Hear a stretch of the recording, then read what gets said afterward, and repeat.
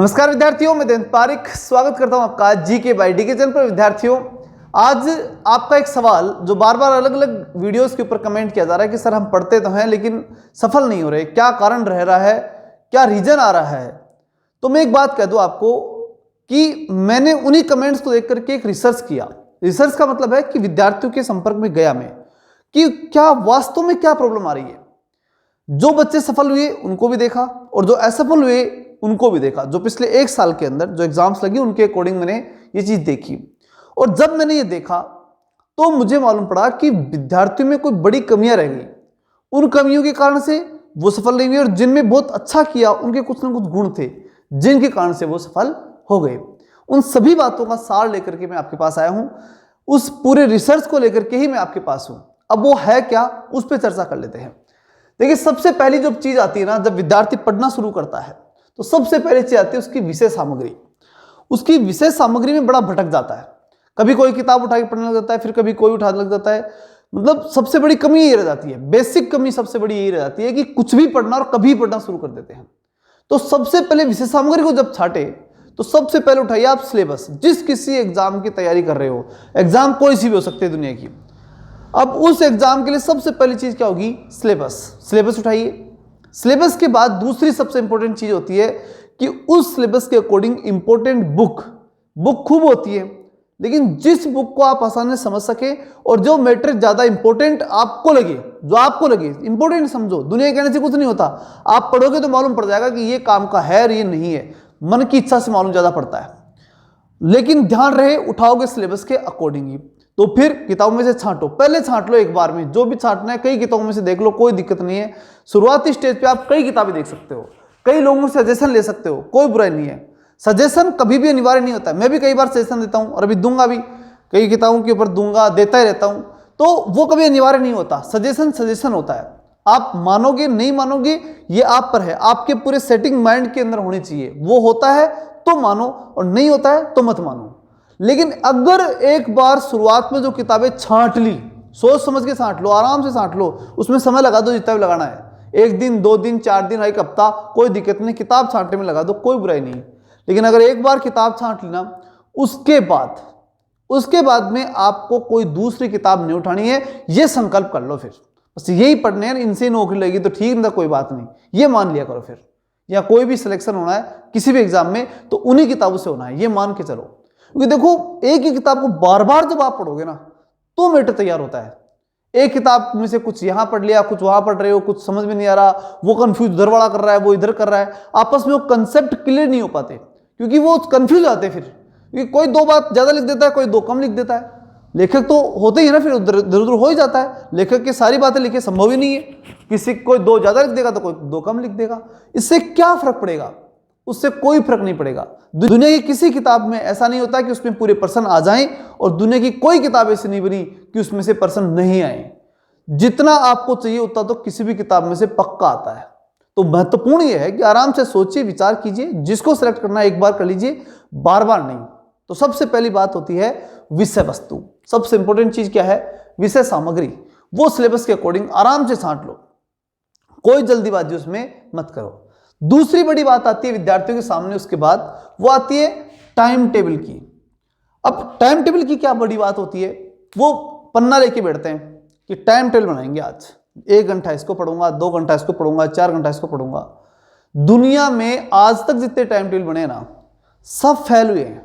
कोई भी time table success नहीं हुआ, ठीक है ना। अब आप कहोगे सर ये संभव ही नहीं है। बहुत से विद्यार्थियों से हो सकते हैं जो मेरी बात से सहमत भी ना हो, मैं मानता हूं, स्वीकार करता हूं। हो सकता है कई ऐसे विद्यार्थी होंगे, कोई 2% विद्यार्थी ऐसे हो सकते हैं जो फॉलो कर भी लेते होंगे।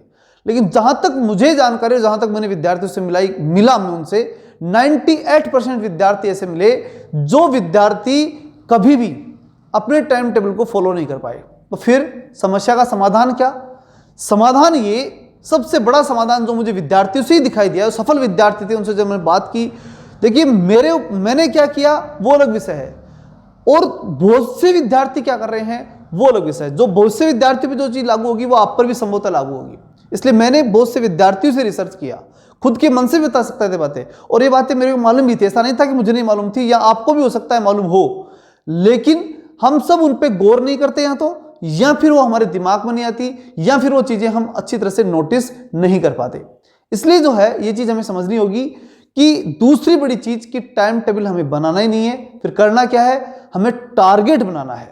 टाइम टेबल की जगह क्या लिखो आप, टारगेट। ये टारगेट बड़ी चीज है, अगर ये है ना तो सब कुछ है। अब टारगेट में एक समस्या आती है, टारगेट कभी भी लंबे मत बनाओ, बड़े मत बनाओ, टारगेट बनाओ छोटे। जैसे एक दिन का टारगेट बनाया, आज के दिन में मुझे ये कंप्लीट करना है।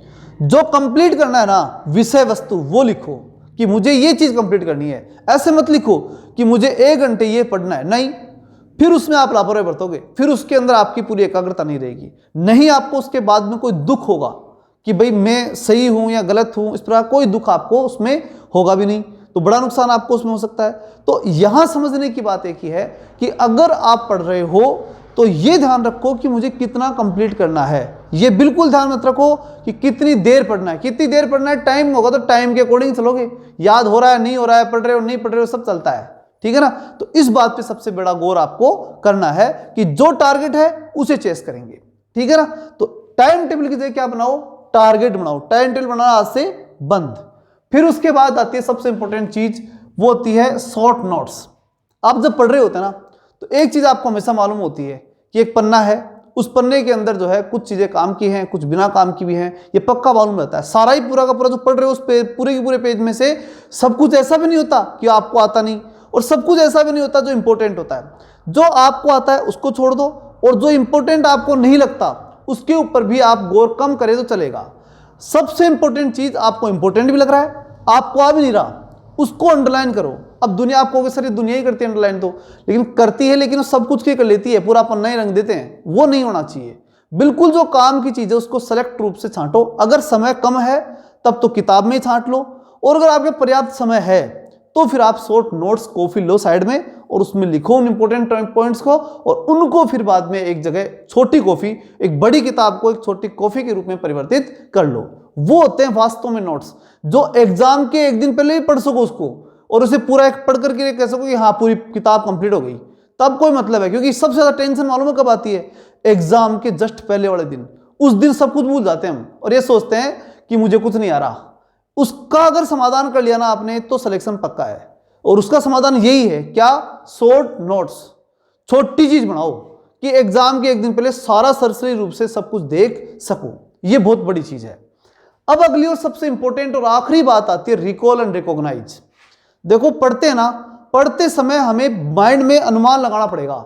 जैसे मैं कहूं कि भारत की नदियां, तो सीधे माइंड में होना चाहिए कि भारत का नक्शा कहां है, उसके अंदर भारत की नदियों के अंदर उत्तर भारत की नदियां कौन सी हैं, दक्षिण भारत की नदियां कौन सी हैं, पूरा वैसे मैप चलना चाहिए माइंड में, वो पूरा चलना ही चाहिए उसका। इसमें कोई वो नहीं होना चाहिए, लापरवाही नहीं बरतनी चाहिए। माइंड में रिकॉग्नाइज होना चाहिए चीजें, एक तरह से एक आकृति लेनी चाहिए दिमाग में, तब वो चीजें आपके दिमाग में फिट होना शुरू करेंगी। अगर रिकॉग्नाइज नहीं हो रहा, पन्ने में पन्ने पढ़े जा रहे हो, कोई मतलब नहीं उस पढ़ने का।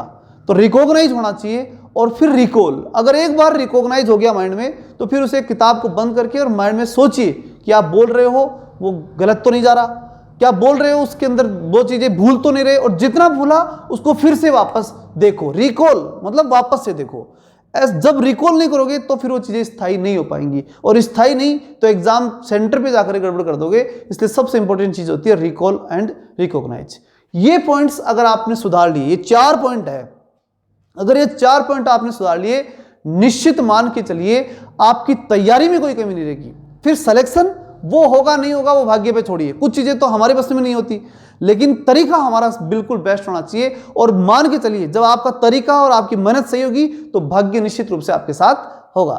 चलिए मिलते हैं नेक्स्ट वीडियो में, तब तक के लिए जय हिंद, जय भारत।